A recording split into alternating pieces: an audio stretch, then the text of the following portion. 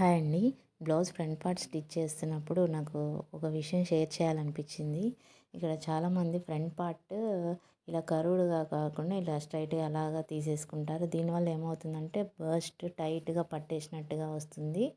అలాగా కర్వ్ దించుతూ తీసుకోవాలి. దీనికి ఏ విధంగా తీసుకోవాలంటే దీని ఉక్సు పట్టి, కాజా పట్టి ఒక 4 ఇంచుల నుంచి 5 ఇంచుల వరకు ఉండొచ్చు. నేను ఫ్రంట్ పార్ట్ హైట్ ఇక్కడ 13 ఇంచెస్ తీసుకున్నాను చూడండి.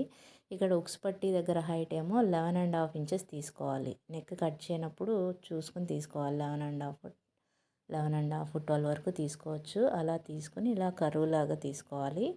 ఇప్పుడు మెయిన్ డాట్ స్ట్రైట్‌గా షోల్డర్ మిడిల్కి స్ట్రైట్‌గా ఉండాలండి. అలా స్ట్రైట్‌గా ఉన్నప్పుడు చెస్ట్ బాగా కూర్చుంటుంది. ప్లస్ డాట్కి మధ్యన 2 ఇంచెస్ గ్యాప్ రావాలి. అప్పుడు మంచిగా ఫిట్టింగ్ బాగుంటుంది, చూడడానికి కూడా బాగుంటుంది.